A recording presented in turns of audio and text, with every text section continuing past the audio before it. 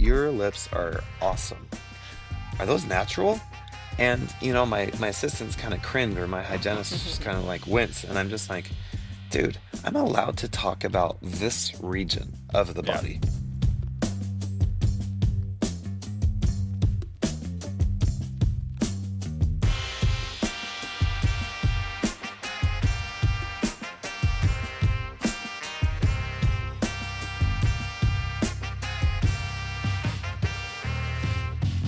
All right, you ready for part two of our? I thought it was part three. No, part four. Spencer's been on four This is times. this is Spencer What? part four. Yeah, this is Part part four. He's four. almost in like the. What do they do in SNL when you get five? You get like a jacket. We'll Yeah, have to the find something that's yeah not part of the club. as cool as that, but You something. can get me Yeah, a like toothbrush.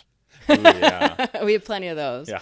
Um, no, we're doing a follow up on from like a month ago when he came on and we talked about how crappy my production numbers were, and he was kind of gave me a nice free coaching session on what to improve on. So we figured this would Yeah. be a follow up for that. So let's just See if you actually did the things Yeah. that he said to do. yeah. It's not like I've been telling you for the last like 8 years. Yeah, that's true. All right. All right, let's get into it. Spencer, start asking away. All right. So, Alex, that's a great representation of when we get comfortable and we're around people that we're comfortable with, we just don't really move the needle. I could tell my wife that I'm gonna like do something amazing physically and just be like, it's gonna start right now. And then that Mhm. night I could have a brownie. So it's it's something so important where we have someone that we're accountable to that we're not super comfortable with. And um And Spencer You scares the know, I shit out of can me, so that's I why it can make works. I can make Eric pretty uncomfortable. Excellent. Yeah, When are you Yes. moving in? yeah, Yeah. Ew. No. So yeah. I I'm super glad that we had that session last time, Eric, because I could really see that there's some foundational beliefs that you've had even before being a dentist. I think that it's just really important for us to tackle those things that are hindering you, that aren't necessary. So, do you feel like you're able to get out of that a little bit, that you're able to just kind of extract that shy or nervous or just like overly conservative for no reason part of you? Yeah, I think it helped a lot, and I think we can dive into it in a little bit on like the actual numbers to show the proof, right, that it worked. But I think I came in. I think what you said last time that kind of stood out was coming in with like intention and saying like having confidence of like when I see this, this is what I'm going to tell the patient. I'm not going to like convince myself from the time I look at an X-ray to go into the room that I'm gonna like backtrack on what I know it needs. And I think when I came in with that and then I didn't let my mind kind of wander and I just stayed with that, I think that helped a lot. Because I did like I thought about that a lot when I was looking at something and I was like, this tooth is like this needs a crown, right? It's got a big MOD filling on it, it's leaking, there's issues, it needs a crown on it, right? And then I just stopped it. I didn't let like myself go down that path, if that makes sense. Go down the path of explain, because maybe this is somebody's first time listening. So, you didn't let yourself go down what path? Of trying to go really conservative and convincing myself that maybe they just need another big filling in there, right? Versus another Right. crown. And saying, Right. So well, you the didn't crown's so allow yourself. expensive and the filling's going to Mhm. be cheaper. And I saw in this patient's note that, I don't know, they're 28 years old and it says they're unemployed or they're not working, right? And then like letting those type of external things change how you would treat someone. If that kind of clears that up. Something interesting about our profession is we can refer out really hard things as long as they're not really hard fillings, right? Yeah. There's nowhere we can refer those out to. There's nowhere we can refer out, a really difficult number 31 crown with a huge buccal fat pad and a hyperactive tongue. We can't refer these things out. So a lot of times when we're saying, "Oh man, I can be really nice and I can save them money," we're being really rude to ourselves when we're going to be doing that filling. Because first off, it might be really difficult and super time consuming and very stressful and very physically taxing, right? All for what? to save the patient money in a situation where they probably didn't really care to save money. Yes, we all want to save money. However, none of us wants to spend less if the quality is substantially going to be less. I posted the other day, you never go to the tire store and you're just like, hey, these are worn out. And they say, let me sell you some less worn out tires. They Yeah. don't do that, Yeah. right? They don't say, do you want new ones or do you want some used ones that are not quite as worn out as what you have but could still buy you some more time? That's literally what you were doing, right? Oh yeah. And and we think that we're doing a service. We think that we're being kind. We think that we're being, quote, conservative. But that's not really a great, part of who we can be. We're trying to disguise that as goodness. We're trying to create that as like, ooh, this is a good feature about me. Whereas we talked about this last time. What is that really creeping up as? It's fear. It's our fear that is creeping up, and then we're convincing ourselves, I'm not being bad, I'm not being fearful, I'm being good. So let me offer them good. So now, when you say, hey, 28-year-old, not with income, you have a tooth that could blow up on you pretty soon. You're not saying, hey, 28-year-old with no income, let me help you to save the most money to buy some time with this tooth. Because that still doesn't make too much sense. Being a hero in dentistry just doesn't make too much sense. The whole herodontics thing is real. You guys have both heard that term, Yeah. right? Oh yeah. Yeah. I've even used that on some patients before. Like the term. Yeah, and like explained it. I Yeah. think I've been doing that more now in like the last month. Like when I'm maybe it's like of trying to explain a way from saying you could get a filling, right? Like I'm trying to do what Spencer said last time, and it's just going straight to this tooth needs a crown, no other option. But if I ever catch myself like in my head going back to the filling thing a little bit, I've used that term before as like you can save anything, right? You could do anything, but I don't want to be a hero in this scenario. Yeah, there is another option of no other of a crown, and that's just to do nothing. So as long as we make them understand, you have the option of treating this tooth. There is one treatment that it needs, right? You have the option of whether you accept it or not. And if you do, I'm here for you. If you don't, great. I'll see you in either 6 months or sooner if this tooth breaks. Nice That's what to see Alex that, used to say. You right? used to do that all the time with patients. Yeah. And it was just like, Right. I'll see you in 4 months when the tooth breaks. Well, yeah, I kind of joke about it. I'm like, just don't call me on the weekend when this actually like breaks, Yeah, make please. light of Yeah. it. Yeah. Yeah, yeah. But then Yeah. you've had people So, that call you back and they, you know Oh what they yeah, yeah, say? yeah. Is they're like, hey, you told me this was going to happen. I said no. And like, yeah, I'm like kind of eating crow a little bit, right? Like, this is what happened. And then they understand it. That's fine. Yeah. yeah. Yeah. So you're doing a lot more people a lot more favors if you're just being succinct and just getting right to it. And so, um, I'm glad that you're experiencing that. Tell me what kind of increase of crowns per day you've had ever since our little coaching. Yeah. So if anyone Uh, didn't listen to the first episode, which you have to understand anything that's happening in this one, And right? all the Yeah. other episodes too, Um, please. but when we first did it, it was 3 crowns that I did in that month, right? That we looked at.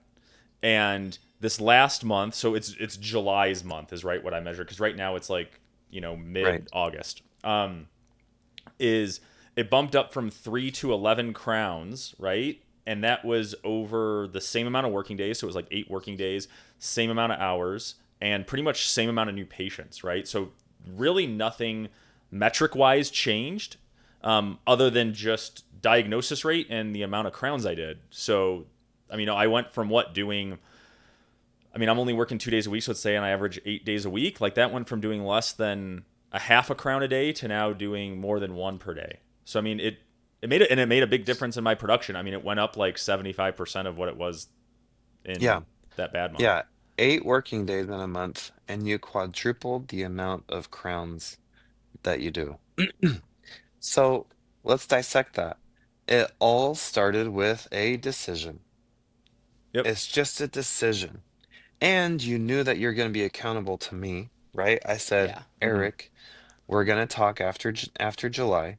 We're gonna make sure that you implement these things. And believe me, there are plenty of people who check in with me after and they say they didn't increase, but what do they say right after? But I just didn't do what we said that I was going to do. So, like, you actually have to implement and you have Yeah. to incorporate just these things that might feel a little uncomfortable. However, aren't you so glad that you went through that slight discomfort in order to get this great increase? Now, Well, let's yeah. say, yeah, go ahead. Yeah, I was gonna say it's almost like you. I think what happens a lot is we tend to put things on like a pedestal, right? And you think that like what you were saying before, where I had this fear that if I changed all that, like either right, like a lot of people are like, oh, patients aren't gonna like me. Someone's gonna leave a bad review. Someone's gonna say this, right? They're gonna get angry. The thing that I found is like nothing changed. Like patients didn't like roll their eyes. They didn't get angry. They were just as appreciative or not as appreciative as they were. They're really like you. I think we kind of create, like you said, Spencer, this fear in our head that doesn't even exist yet, but we've convinced ourselves it's going to happen. And I will say the one thing, by just being more direct and just telling patients, hey, it needs a crown. Like, it needs a crown. I didn't get any type of pushback or anything. Like, nothing changed. So I Yeah, think one lesson is like, if people are nervous or scared about that, like I was putting that on like a huge pedestal and it actually was nothing. great. So, two important aspects. You just said one of them. You just got to diagnose it and bring it up. Second one is I've noticed with most of the people that I coach is that when their crowns are going down, like the number of crowns that are going down, we look at diagnosis, but also we discuss, are you building the value of what a crown is when you're explaining it? And so making sure that you're taking 30 to 60 seconds of explaining the value of what this crown is doing is vitally and equally important to diagnosing and bringing it up. So um, that value that we're building every time is just like a, hey, the crown is the treatment necessary for your tooth. It is going to protect the tooth so that when you bite down, it feels just like a normal tooth rather than this splitting effect or this, bad effect that you have and on this tooth that you see here on the TV in front of you, right? And so if you just give them that explanation, that value, and that visual so that they're able to do that, why would they say no? Why would they Yeah. say no? And if they do say no, that's the time for self-reflection of just, hey, you know what did I do that was a little off there. So great opportunity, great job. And so your crowns nearly quadrupled. Would you say that your monthly production kind of directly went in accordance with that as well? Yeah, so I went up like I probably like 75% or so of what it normally has been like the last, 6 months or so. This last month it did, I mean, it jumped up pretty significantly, which was nice. Because then, like we were saying, Spencer, where you were like, take a look at your bank account all the time and like like, or like don't have access to it. So it like kind of in a good way scares you into producing more, which isn't a Uh-huh. bad thing. We noticed that I was able to take some of my paycheck and I could actually like move some of it into savings now. So that like felt good because we had some expenses coming up, right, Alex, so for like trips, things like that, and we were able to like move money into that, and so you feel more comfortable too because you don't feel like you're, stressing as much about money. Great. So do it again, you know, Yeah. move Yeah, it all out. rinse and Move it repeat. all out. Put I that mean, did pressure on it yourself. also help with other things too? Like not just crowns? Were you more confident with other things? Yeah. What else had helped a lot too is, so the other trick I did is, I think because I just got in that mindset, it was like same day stuff. So we really focused. I even went to my team and I told them what I wanted to focus on is like, I got to get better with diagnosing when patients needs crowns, right? And then I need you, I'll do a good job of explaining it to them. Let's make sure that they get scheduled for it, right? Using some of like the terms that you said about like creating urgency for it and letting the patient know. And then the other thing was, if we had time in the schedule, to just ask people if they could do it same day, right? And I would say probably it was harder to convert more of the crown same day. I think I like dipped my toes in the water and got a lot more like patients who actually they needed fillings, right? In some scenarios, like we're not saying on this call like every patient needs a crown, right? That isn't the case. There's some people who have a Board's lesion on tooth number 8, right? Or they came in and had a small little incise a little chip on a tooth, right? Like you're doing a filling on that. I would try to convert those same day, and we actually when we went through July's metrics and looked at it, that's what my office manager even said. She's like, our office production also went up about like 20,000 more than it did the previous July, right? So July 25 was a lot higher than July 24. And I asked her what she thought was a part of that. And it was diagnosis rate and diagnosing more and doing same day. Yeah. Um, if you want a same day more crowns, Yeah, okay. um, if you want to, just say something before the word crown. Yeah, I can do this quick crown for you. What time you got to be out of here? Just that little bit. Um, kind of gives them confidence. Like, yeah, I don't think I really want to come back for another appointment. Let's just get it done. I'm already here. Um, turning a 1 hour dental appointment into a 2.5 hour dental appointment could be easier for a lot of people because they're in a lose-lose situation. They're either going to have to make today longer or they're going to have to do this all over again and make a 2 hour appointment for that crown. So I think that you could still improve on that. I'm really happy that you've increased your same day, increased your crowns, and I think that you'll be able to do more, especially if it's just like a single. Um, and now I'm not saying that I same day a bunch of crowns. I do same day a lot, but proportionally in the overall number, I'm not saying that most of them are same day. Okay. So I get that. So what I are get some it. other like low hanging fruit? Okay, so this isn't finished, right? It's still like an ongoing Yeah. process, right? Of every month doing that. But what would you say if we wanted to go through like the next low hanging fruit thing? Like if you were working with one of your clients or like what we talked about last time, like what do I need to add to the plate for It's Yeah. next chapter month? two Yeah. or phase two. Yeah. There's definitely a lot of things that I do sequentially, and I just gave you a really good one. Um, how is your clear liner ortho in your office? Oh, it's yeah, there's like it's like non-existent. It was there a bit, but then I had noticed like I never really did it. We do have an orthodontist that's two doors down, right? Who's like a good friend, but still he knows that we'll do like mild cases. But I noticed like with my associate, he went from doing some cases to like I don't even think he presents it now. Okay. All And so right. that is really like that. It's pretty non-existent there. At our other office, it's there a little bit more. Yeah. But this brings up a good point and a question I wanted to ask you. So if you're a Yeah. practice owner, right, and you've got associates, like our one associate that works with me, like great news, he just got into endo school for next year, right? So I'm wondering if in his head, and I haven't talked to him about it, like he told me way in advance he was applying to endo, so this isn't like a shocker. Yeah. But he'll be leaving next summer. I'm wondering if in his head he's like, I'm not going to do ortho or talk to patients about it because I won't be able to finish the case. So I guess two things: how can I increase clear aligners, and how do you handle those situations? Yeah. So I pay my associates 100% of their clear liner ortho right at the beginning, right upon starting the case. We kind of have like a gentleman's agreement that if they leave a whole bunch of cases in the hands of, my hands or the next associate, then we would have some sort of adjustment to that Yeah, production.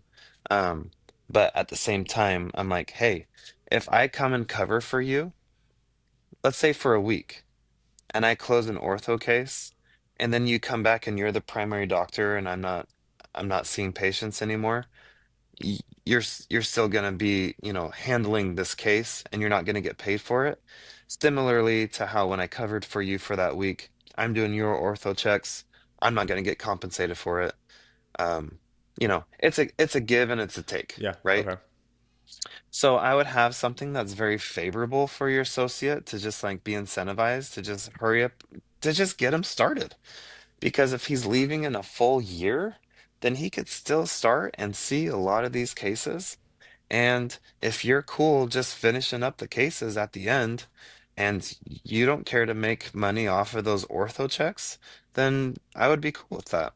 Like if my associate left right now, then he'd probably still just get paid the majority of the 100%, right? Because it's whatever. It's revenue that's coming to the practice. It's patients who are getting life-changing services results, to yeah, them.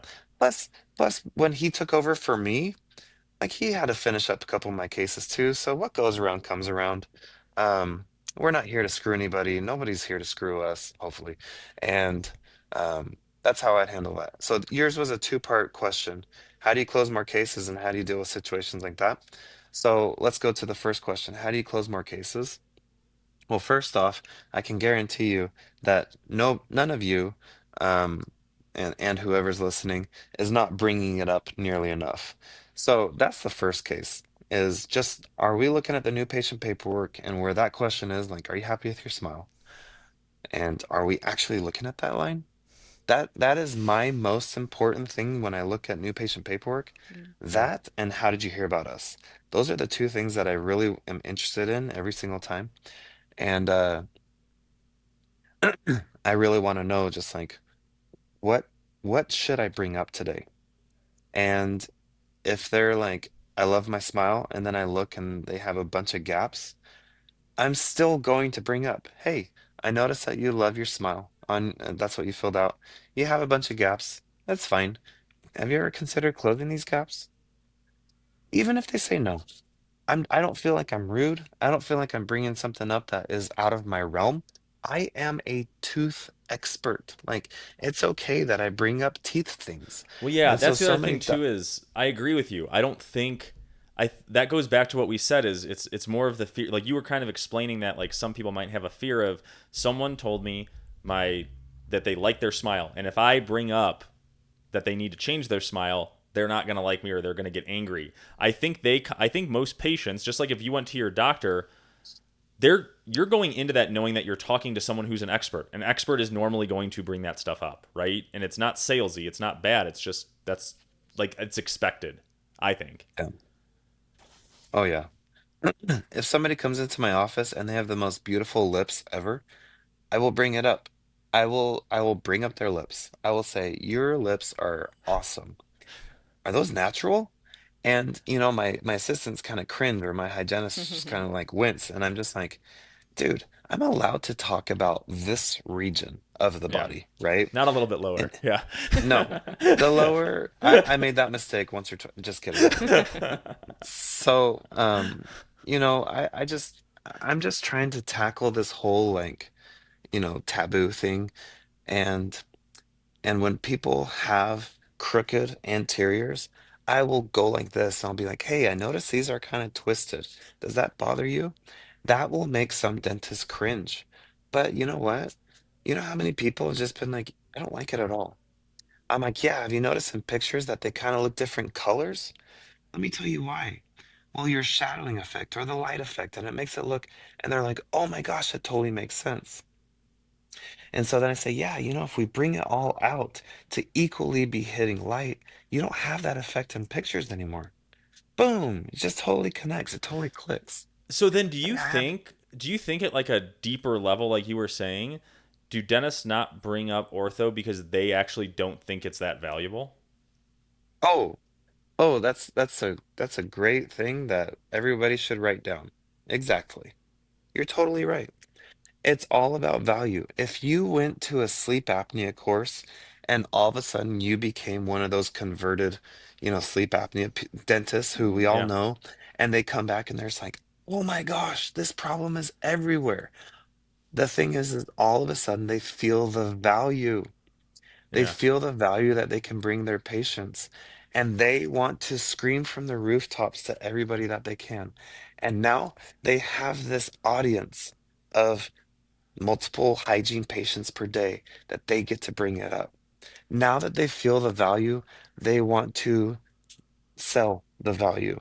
And it's not for them to make money, it's for them to save lives. They want to go and save lives, to increase the quality of life, to increase health. Right? I saw somebody's Instagram today. It's just like, why does everybody call oral health cosmetic when we all know that it's cardiovascular? I'm like, okay, yeah, we dentists get that, but that doesn't really connect with patients, right? But at least that person is convinced. They're converted. Great. They feel the value, and they are going to hammer in the value of periodontal health now. If you see the value that you're going to bring your patients of you're going to love your smile, we all know that people who love their smile are going to be way more confident. They're going to be way happier. They're going to smile way bigger in pictures. And that just right there is representative of how much better life is going to be. They're going to get the better job. They're going to get more money because they're confident. People who are more confident are going to get the higher paying jobs. And if all of a sudden we're just like immersing ourselves into all of these things of value for our treatment, why would we not scream from our own rooftops of the value that we can bring people? But if we're just casually saying, I can straighten your teeth, I can make it prettier, whatever. Whatever, up to you. It's $4,500. I know that's a lot of money. People, this person just financed an $89,000 truck and we're shying away from 4,500. It's okay. Life costs money. Confidence costs money. I mean, this face, it costs me money. Just kidding. So, yeah, you're absolutely right.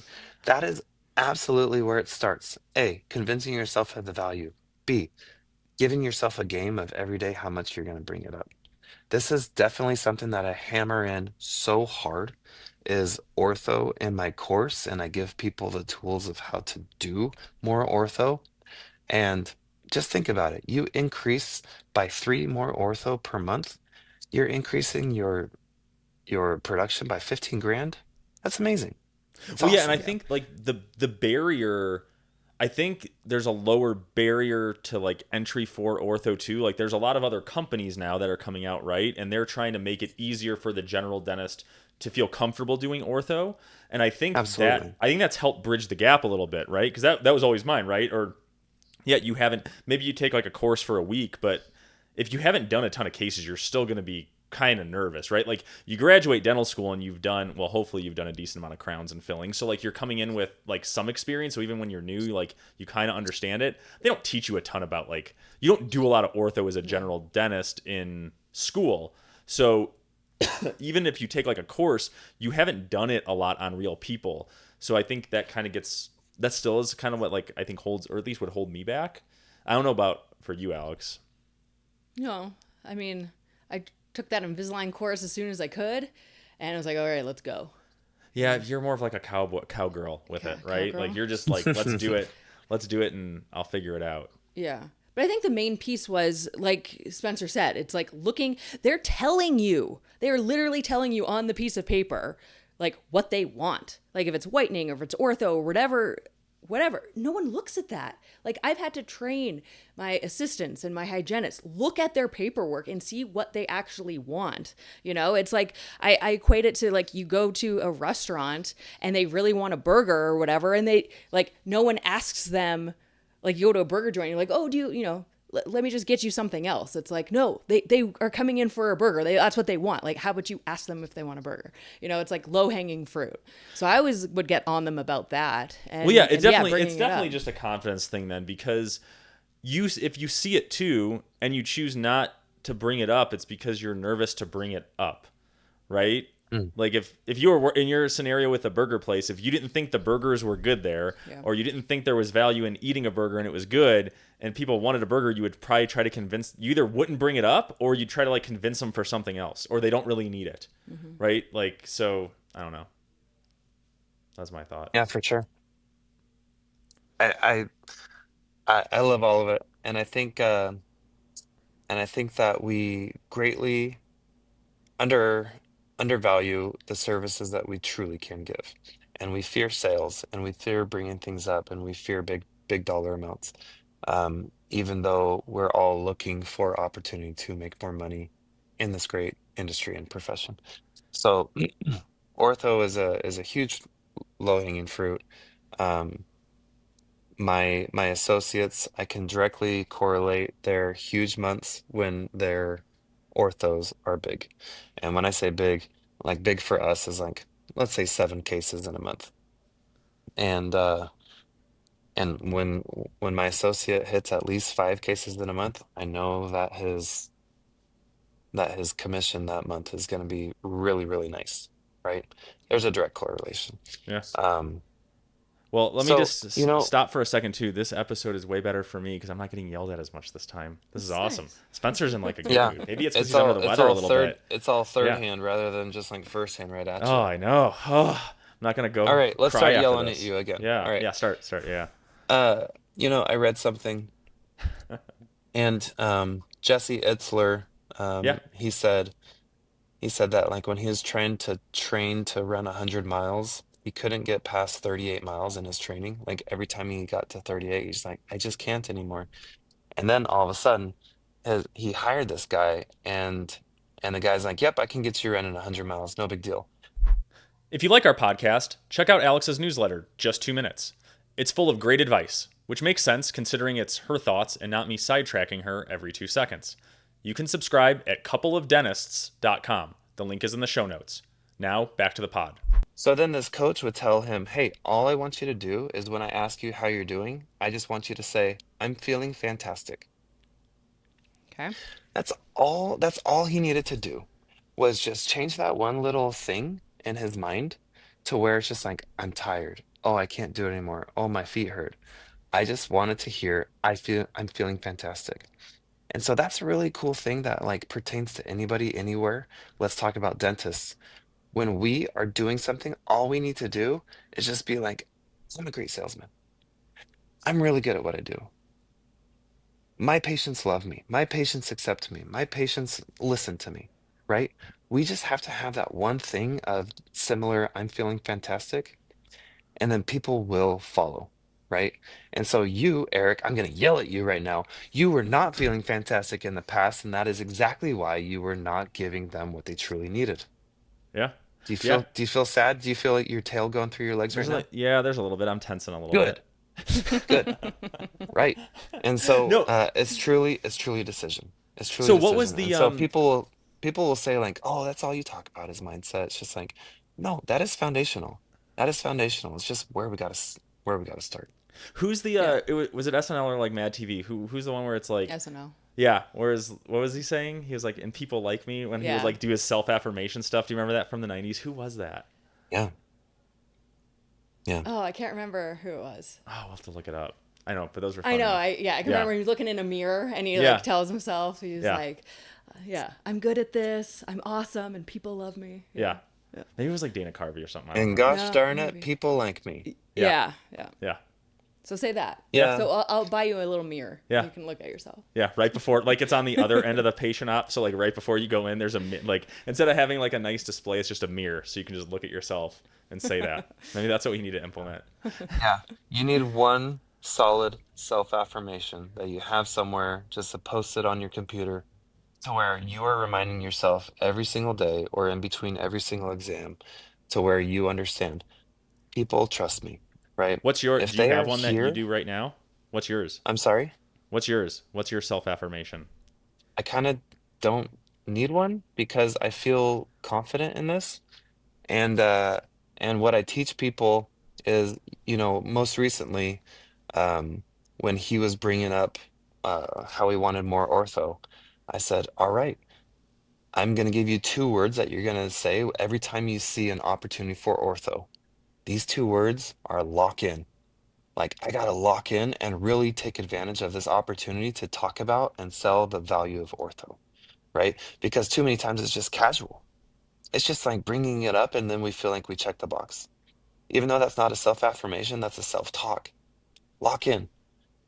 And Well, it's a then you trigger. can, It's a trigger to do an action, yeah, which is yeah, good. I mean, it can be whatever word you want, right? And it's just like, okay, that's the trigger word that I'm going to now get into that mindset of this is what I am doing, and these are the action steps that I need to do. Yeah. So Eric's, when he sees a cracked filling, he just needs to tell himself, crown or nothing, right?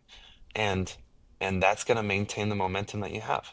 Where when they say, "Well, can't you just do a filling?" You're going to shake your head and you'll be like, "No, we're past that point." But a crown's going to be an amazing That's actually opportunity a good for way to you. say it. Is like we're past that point because I think it's like Oh because yeah. then it's acknowledging, right? Like there was probably maybe there was a time Hmm. 2 years ago when you could have filled this, but like we've passed it. So that's a good way Yeah. I think because then it acknowledges to the patient that like you're not just saying crown nothing like and it's like aggressive. It's like no that could have been an option, but it's not an option now. Right. Right. Yep. So, I mean, we just have to have those things to where we're just staying locked in during our working hours and we're just looking. So that was another thing that I was going to talk about today is just taking advantage of our time in the office. And you have to look at it as just like, this is what I'm doing. This is where my attention is. I don't want to be in multiple places at once. Now, Eric, you're a special exception. You have like 16 brains inside of your brain. Not calling them big, but you have all these different things that you're doing. And so, like, let me just talk to the audience rather than you, because, like, I don't think that you have any chance in improving this aspect. But it's just like, Here it comes. Yeah. There's no it's hope just for you. locking, it's just locking in on being the doctor, being being a dentistry producing bad A that day. And so when we're just like, no, I'm not going to go to lunch with a specialist today, because that's a waste of my time. I would rather keep a same day emergency rather than go to lunch with an orthodontist and save $9 on what would have, on a lunch. I will inhale my food and I will produce and make an extra X amount of dollars. So the flow of the office is so vital. It is so crucial in what we're doing to actually maximize our day. Because when we're actually doing that, we are bringing huge value to ourselves, huge value to our families, and that is what's important, is actually being the boss of your day.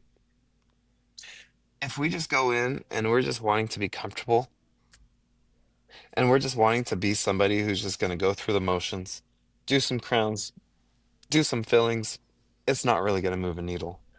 So once you walk into that door, you say, I am not making any less than X today, right? And even if you don't hit it, at the end of the day, you say, dang, I really put forth a good effort. I really tried. Let's go at it again tomorrow, right? Yeah.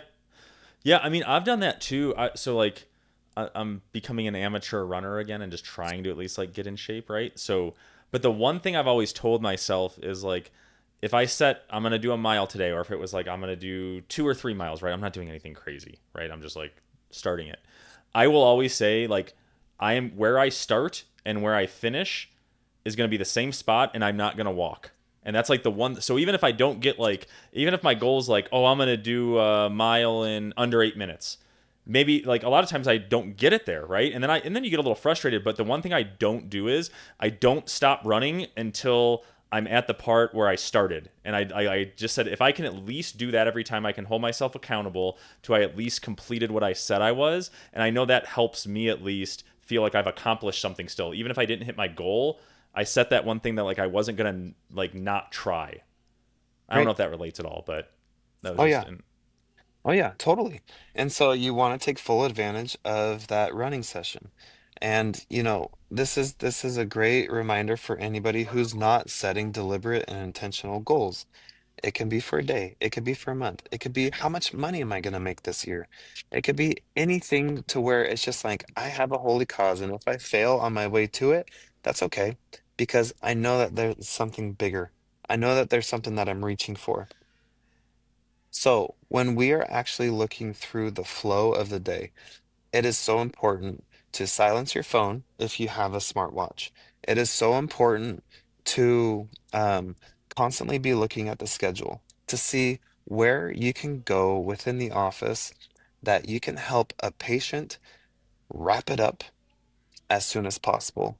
So, if you're seeing two hygiene checks and a crown seat and somebody coming in for fillings super soon, you're just constantly just like doing a puzzle here.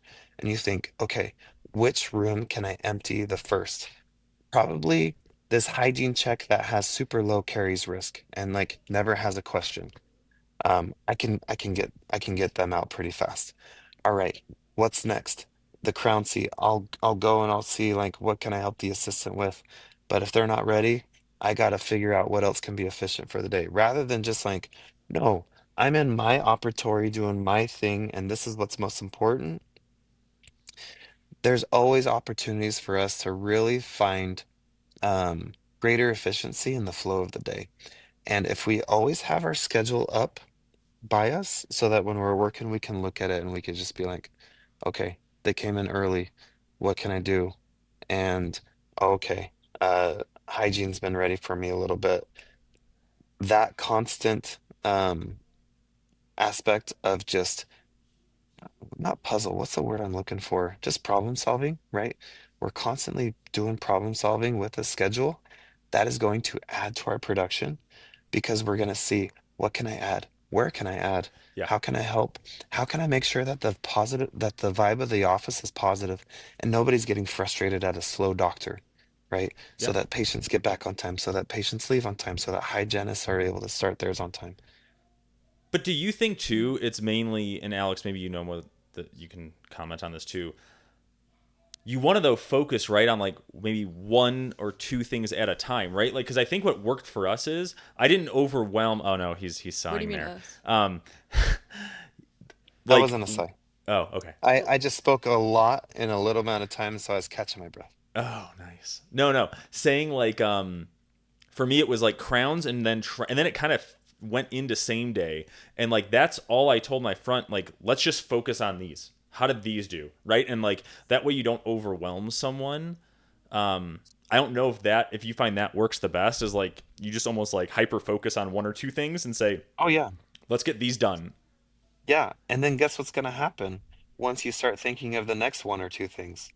Is the first one or two things that you brought up a year before or 9 months before, you're going to be faltering on those.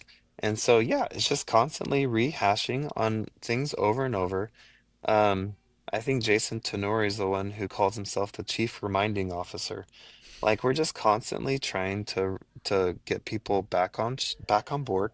And when you lose focus on something because you're so focused on one thing, like you're running, if you're just so focused on running, you might be like, man, I miss working, like I miss lifting weights.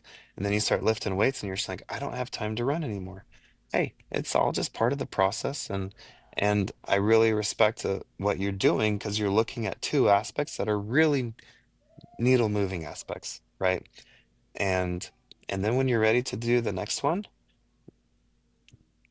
you're probably going to lose momentum on what you've already built, but that's okay because it's all about just habit building, right? Well, I think it's no, yeah, Yeah, it's all about habits and creating not such a big step to get to that first thing. You need to break it down into like literally bite-sized pieces, and it's like, okay, I don't want to, I'm going to do crowns and I'm going to do same day, I'm going to do ortho, I'm going to do all these things. And that's great. That's like you Right. with running. It's like, I'm going to try to get under 8 minutes and I'm going to go 4 miles and I'm going to do all these things. And it's like, oh, well, because I think you just get excited, you, right, when and something's new, right? yeah, And then sure. you had, yeah, But you need to think about it being sustainable and like I said, building the habit of just like the baby step, right? And it's like you do the baby step and you get good at it. And you keep repeating it and you repeat until it becomes a habit and it's second nature. And you're like, all right, I'm good. I can move on to the next thing. Let's do this. And you're tweaking that habit in the meantime. Like this is how I talk to patients, or we need to figure out how this works with the office and the assistants and stuff. And you're figuring all the little steps in between. And you're like, okay, good. We can repeat this and do it. Now let's add a little bit more. And let's try not to like F up the first system, yeah. or the first habit on doing it. And yeah, everyone does. That's human to like, oh shoot, I forgot about this thing that I normally do. But that's where auditing comes into play. And you just relook at that and go, okay, how can I redo this and get back on to track? Yeah. But yeah, it's like the little mini bite-sized pieces of like, okay, what's the first thing I'm going to do? It might just be telling yourself, all right, I'm going to make more today, or I'm going to do 12. Like, well, that's a very vague decision, but I'm going to make $1,000 more today in production, or whatever. And even if it's that's your first hurdle. Yeah. Good. Okay. You get some wins. That's awesome. That's now you're telling yourself, okay, I can do this. All right. What's the next thing I have to do? I don't know. That's how I think of a lot of things too. It's like, I try not to just go to step 10 when I know I have to like hit step 1 and 2 first. We all know Eric wants more friends. If you're enjoying this episode, share the podcast and then tell them to DM Eric so he can hit his quota of 1 new friend per day. Now back to the episode. Yeah, that's great. That's awesome. And you're adding same day treatment of like a little incisal chip. That's great. That's where we start. Adding more same day is just adding those quick little occlusal fills, incisal chip, whatever it is there. And then eventually we're gonna be like, yeah, I'm gonna add this endo buildup and two crowns. And It's all going to make a difference. Every every $100 is going to make a difference. Yeah, Yeah. and I think Um, it's like you said, it's celebrating the little wins, right? Because if we went back to like say running, say like I hadn't ran forever, I'm not going to go and say I'm going to run a 5 minute mile and I'm going to be pissed until I run a 5 minute mile, right? I'm going to say no, I'm going to try to run a 9.5 minute mile, right? And I'll go through that, and then like you do, like you said, you go through those steps, and so like you were saying, celebrate the win of I got an occlusal filling done, not Or oh I I didn't. put my running shoes on. Like that's a Yeah. win. Like good for Yeah. you. Like that's Versus awesome. like I Yeah. needed to get 3 crowns same day, and Yeah. until I get that, this is a fail, Well, right? Yeah. that's not sustainable. You're gonna Yeah. like mess up your mind and Yeah. be like, I hate life and I hate going into work because I'm constantly Yeah, but I failing, think sometimes right? I've caught myself doing this, Spencer. Here, there's another opportunity for you to yell at me. I think sometimes I'll create almost unsustainable goals because you don't actually want to do it. So it's easier to say, I'm not what gonna be the happy heck are and you telling me? what? What the heck are you telling me? That No, was that the like weirdest admission you've ever given me. no, I'm saying, do you think people ever do that where it's like you almost create the unsustainable goal because deep down you actually don't want to do it. And so if you make something so hard, you almost give yourself the out, right? And Oh it's yeah, not to try. yeah, Yeah, yeah. like if you didn't want to try in the first place, make something really hard so then you almost have like you've like satisfied and been like, see, I was gonna do it, but I couldn't. I feel like a lot of us do that. It's you. Or maybe Yeah. it's just me. Yeah, what I think is okay is just like self-calibrating and making sure you're modifying those goals. Like in one office, we've got to hit 275 every month. And right now we're on track to doing like 215. So our goal should be like 235, right? Yeah. Rather than 275. And even though that feels small to me, it's still bigger than where we're at. And so if you're just staying at 275 and then we're like, you know what, we'll probably just hit like 185. It's it's whatever. Then you're gonna Yeah. slow down. But Yep. if you just adjust and you self-calibrate and you say, I want to hit something big for where I am now. What Yep. is big for where I am? We have 10 more days in the month. That is one third of the month. I can't hit this big goal unless I do like two all in X cases, and we all know I hardly ever do those. So let's be realistic. And then you do something that is worth chasing, that is like super hard, but it's still very reachable. Like that's what you got to do, right? Yeah. Is you've got to see yourself for where you are now and be okay that you didn't hit the big hairy audacious goal. Yeah. Right. Okay, so That is what they mean by shoot for the stars but hit the moon. That is what they mean. Not shoot for the stars and just stay, earth ridden. Like we've got to just constantly be trying, trying, trying, and then we've got to just be like super pumped when we hit the moon. And then when the opportunity to go for the stars again comes, where it's time to reset, let's go. In my office, there's always such a different feeling between the 30th of the month and the first of the month. It's like on the 30th, we're just going going. And then at the first, it's just like, okay, Yeah. we yeah. did it. Where are we going now? And then sometimes that requires us to really build up momentum again. And we've always tried to figure out how can we maintain momentum? But I don't know. It's just part of the culture that we've had, and it's kind of worked. Um, but I think my tip there of just constantly having your eye on the schedule just every day and just seeing where you can maximize efficiency just today. I'm not saying same day. I think what I said before is very important. I've never said it in this way before, but just making sure you can maintain the positive culture of your practice that day by doing what you can do as the doctor to keep things flowing. That does so much good for your team. It makes the front office, the assistants, and the hygienists all so much happier, and your patients, right? And that is doing a lot of good for what you're doing.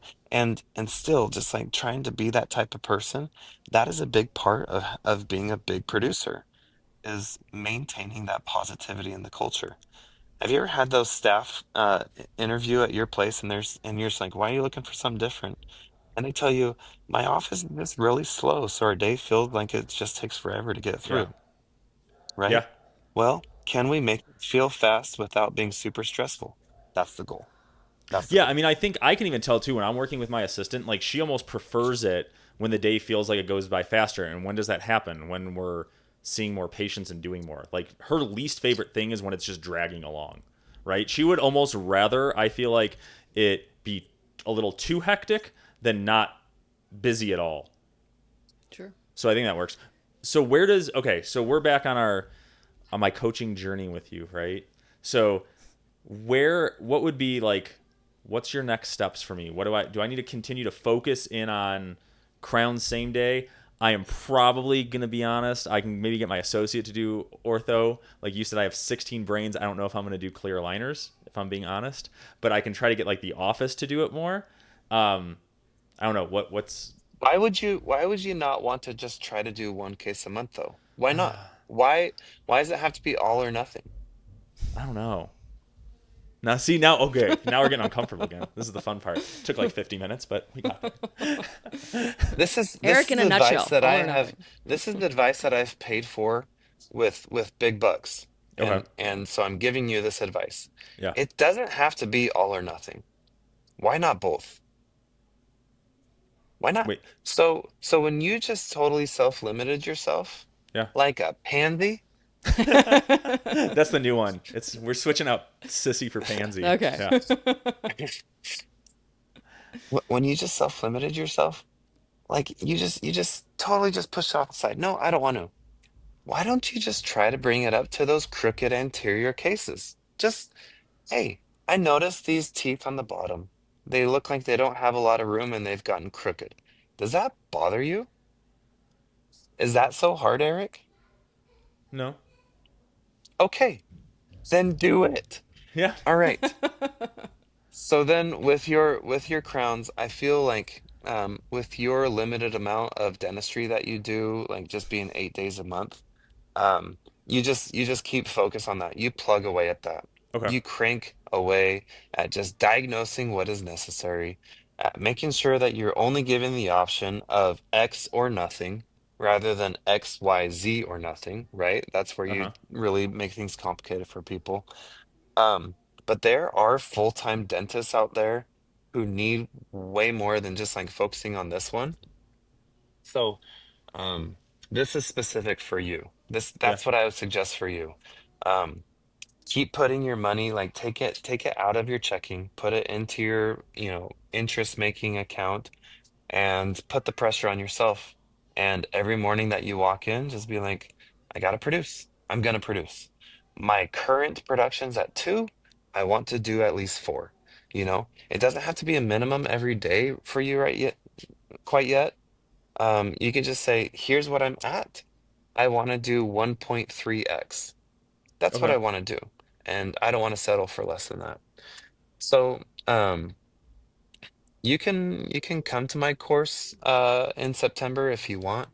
Um, but it will start on September 12th and it's 4 sessions, Eric. Okay. You've attended my sprint. This is way different. It's way more immersive. I keep you way more accountable. Um, and so it's on Zoom on Fridays, and if you can't make it on that specific day, I do give you the recording. But I am like your personal coach during it because I give you homework, I give you assignments that you're going to bring back to me. I'm going to keep you accountable to everything. And within those 4 weeks, you will see a difference. So I better see your registration there, Eric. My goodness. My No, You that s- that did make a big difference. Because I'm on that text chain, kind of, with Yeah. with you. Oh yeah, And we've had like a yeah, group text. Yeah. So for the listeners, like right after our last episode, I did a group text with Alex and Spencer, and it did help. Even like, it was just like, okay, I got another crown today, or like, mm-hmm. yeah, I diagnosed this. It was. It's good to have an accountability partner, and like Spencer said at the beginning, it can't be someone like super close to you because Yeah. probably just yell at you anyway. Yeah. But that makes a huge yeah, difference. let's do that again because I actually like the last week or so I didn't do it, and I've noticed that like this last week I even told Alex I was like the production wasn't as good this week, so I wonder I need See, to get 'cause back I- to 'cause it. I'd yell at Yeah. you. Yeah. All right, let's do that then. Yeah. All So about comfort. you need. Yeah. Nice. Well, yeah, have them. Well, yeah, if they, yeah, I'll join this. I'll join the course. That would be good. You That would should be have. You helpful. should have done this years ago. I know. I should have All done right. this years ago too, if Yeah. I was still clinical. But So can I give your listeners a discount code? Please. sure. Yeah. All right. Depending on who they like better, I'm gonna have two different ones, and Uh one oh. is Eric and one is Alex. And we're gonna see how many more come in. So it'll be a 10% off discount code for them. Um, and Ooh, whether this they is gonna put be No, fun. this Now Alex it's isn't a gonna be fun. or Yeah, competition. yeah, Eric, we can do that for all 10 of your listeners. Yeah. So Doesn't count. My so then mom they is one can, of them. Yeah.